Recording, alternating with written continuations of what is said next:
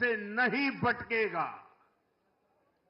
साथियों, आज के चुनाव नतीजों ने एक और बात स्पष्ट की है।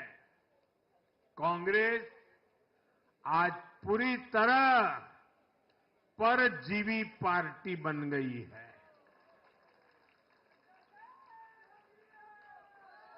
जहां हरियाणा में कांग्रेस परजीवी बनकर किसी के साथ नहीं थी, अकेली थी, तो उसे करारी हार मिली। जम्मू कश्मीर में उसकी सहयोगी पार्टी डर के मारे पहले से कई कह रही थी कि कांग्रेस की वजह से उसे नुकसान हो रहा है, और आज के नतीजों में भी वही दिखा है। आपको याद होगा, लोकसभा चुनाव के नतीजों ने भी हमने यही देखा था। लोकसभा में कांग्रेस जितनी सीटें जीती, उनमें आधी से ज्यादा सीटें वो अपने सहयोगियों की वजह से जीती है। इसके अलावा जहां सहयोगियों ने कांग्रेस पर भरोसा किया, वहां उन सहयोगियों की ही नैया डूब गई। कई राज्यों में कांग्रेस के खराब प्रदर्शन का खामियाजा उसकी सहयोगी पार्टियों को उठाना पड़ा। कांग्रेस ऐसी परजीवी पार्टी है जो अपने सहयोगियों को ही निगल जाती है। साथियों, कांग्रेस एक ऐसा देश बनाना चाहती है जहां लोग अपनी ही विरासत से नफरत करते हो, अपनी राष्ट्रीय संस्थाओं पर शंका करते हो। जिस पर देशवासी गर्व करते हैं, कांग्रेस उस हर चीज की छवि को धूमिल करना चाहती है। देश का चुनाव आयोग हो, देश की सेना हो, हमारी पुलिस हो, देश की न्यायपालिका हो, कांग्रेस हर संस्था पर दाग लगाना चाहती है। आपको याद होगा, लोकसभा चुनाव का परिणाम आने के पहले इन्होंने किस तरह का कोहराम मचाया था।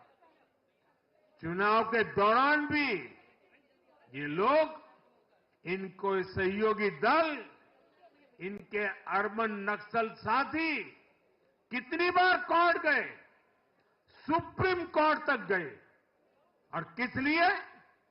ताकि ये लोग चुनाव आयोग की संवैधानिक निष्पक्षता पर बट्टा लगा सके। आज भी उन्होंने ऐसा ही काम किया है। आज भी कांग्रेस ने देश की जनता को गुमराह करने की कोशिश की है।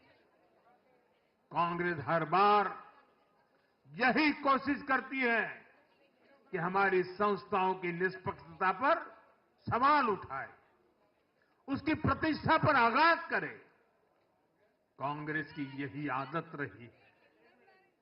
कांग्रेस बड़ी बेशर्मी से ऐसी करतूतें करती आ रही है।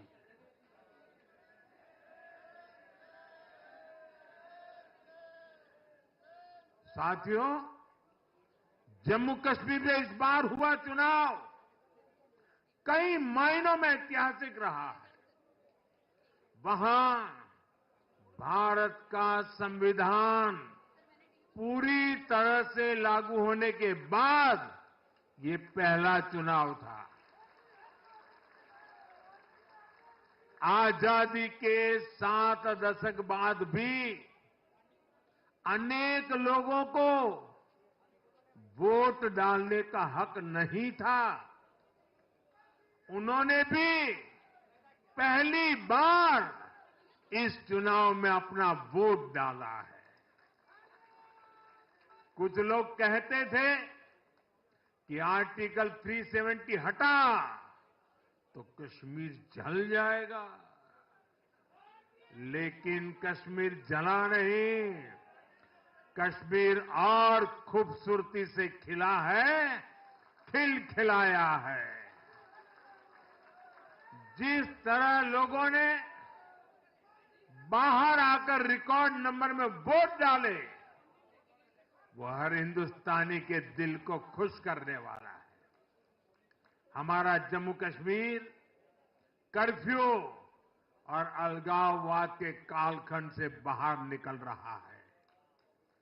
1947 के बाद पहली बार हमारी सरकार ने जम्मू कश्मीर में बीडीसी के चुनाव कराए।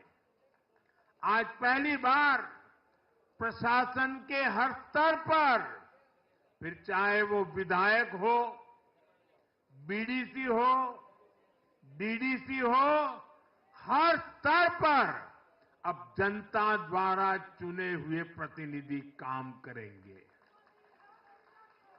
हमने जम्मू कश्मीर में संविधान की स्पिरिट और उसकी मर्यादा की पुनः प्रतिष्ठा की है। बाबा साहब आंबेडकर को इससे बड़ी श्रद्धांजलि क्या होगी। साथियों, मैंने विकसित भारत के लिए 4 स्तंभों की चर्चा, बार बार उस चर्चा को आपके सामने रखा है। ये 4 स्तंभ किसान, युवा, महिलाएं और गरीब। जम्मू कश्मीर हो या हरियाणा, हम विकास को इन्हीं 4 धाराओं के, 4 स्तंभों के बलबूते पर देश को विकसित भारत बनाने की दिशा में आगे बढ़ रहा है।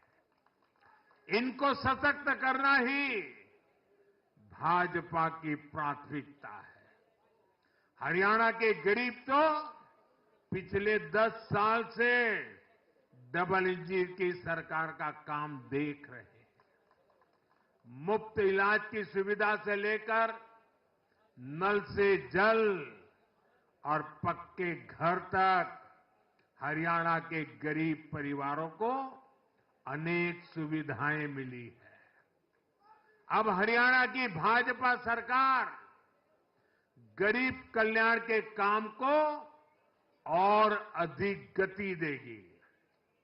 साथियों, हरियाणा तो कृषि के मामले में देश के अग्रणी राज्यों में शामिल है।